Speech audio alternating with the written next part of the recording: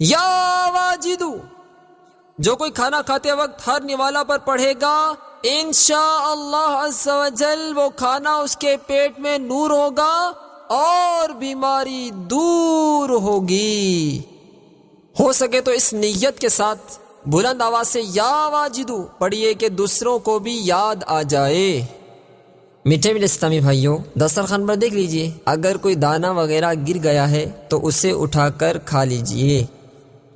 کھانے کے دوران اگر کوئی دانہ یا لقمہ وغیرہ گر جائے تو اٹھا کر پونچھ کر کھا لیجئے کہ مغفرت کی بشارت ہے۔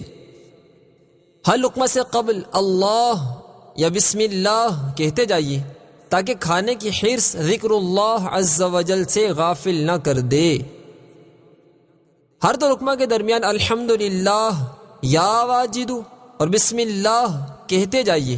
اس طرح ہر لقمہ کا آغاز بسم اللہ سے، بیچ میں یا واجدو اور ختم لقمہ پر حمد کی ترکیب ہو جائے گی۔ پیتے گئے تیرے در کا، کھاتے گئے تیرے در کا، پیتے گئے تیرے در کا، کھاتے گئے تیرے در کا، پانی ہے تیرا پانی، دانا ہے تیرا دانا، پانی ہے تیرا پانی، دانا ہے تیرا دانا۔ کھاتے وقت یہ نیت کر لیجئے میں اللہ عز و جل کی عبادت پر قوت حاصل کرنے کے لیے کھا رہا ہوں۔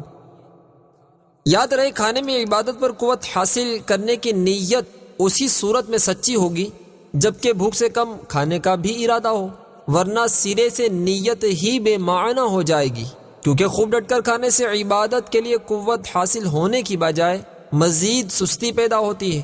کھانے کی عظیم سنت یہ ہے کہ بھوک لگی ہوئی ہو، کہ بغیر بھوک کے کھانے سے طاقت تو کیا آئے گی، الٹا صحت خراب اور دل بھی سخت ہو جاتا ہے۔ یا واجدو،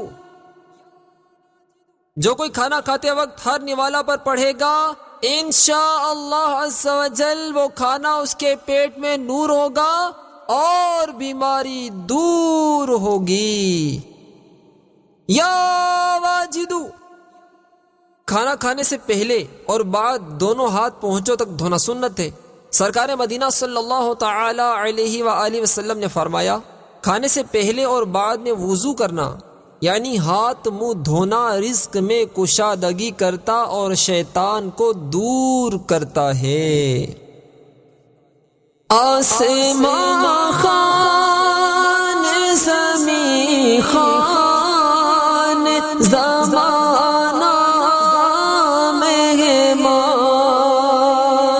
آسمان خان زمین خان زمانہ مہمان، صاحب خانہ لقب کس کا ہے تیرا تیرا، صاحب خانہ لقب کس کا ہے تیرا تیرا۔ کھاتے وقت الٹا پاؤں بچھا دیجیے اور سیدھا گھٹنا کھڑا رکھیے۔ پردے میں پردہ کی عادت بنائیے۔ چار زانو یعنی چوکڑی مار کر بیٹھے ہوئے کھانا سنت نہیں، کہتے ہیں اس سے پیٹ باہر نکلتا ہے۔ پہلے لقمہ پر بسم اللہ، دوسرے سے قبل بسم اللہ الرحمن اور تیسرے سے پہلے بسم اللہ الرحمن الرحیم پڑھیے۔ بسم اللہ زور سے پڑھیے تاکہ دوسروں کو بھی یاد آ جائے۔ اگر شروع میں بسم اللہ پڑھنا بھول گئے تو دوران طعام یاد آنے پر اس طرح کہہ لیجئے، بسم اللہ اولہ و آخرہ۔ یا واجدو، جو کوئی کھانا کھاتے وقت ہر نوالا پر پڑھے گا انشاءاللہ عز و جل وہ کھانا اس کے پیٹ میں نور ہوگا اور بیماری دور ہوگی۔ یا واجدو۔ میٹھے اسلامی بھائیوں، دسترخوان پر دیکھ لیجئے، اگر کوئی دانہ وغیرہ گر گیا ہے تو اسے اٹھا کر کھا لیجئے۔ روٹی ایک ہاتھ سے نہ توڑیے کہ مغروروں کا طریقہ ہے، روٹی الٹے ہاتھ میں پکڑ کر سیدھے ہاتھ سے توڑیے کہ یہ سنت ہے۔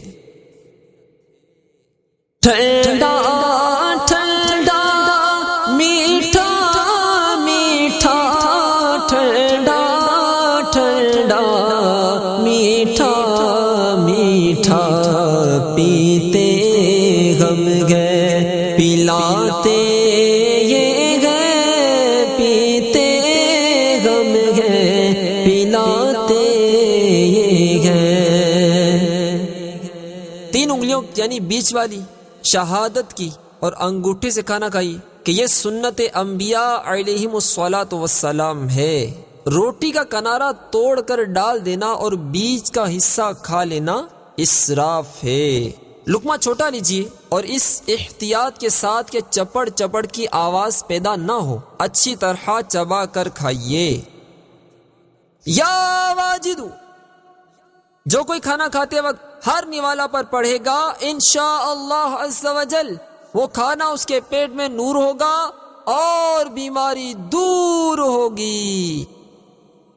یا واجدو۔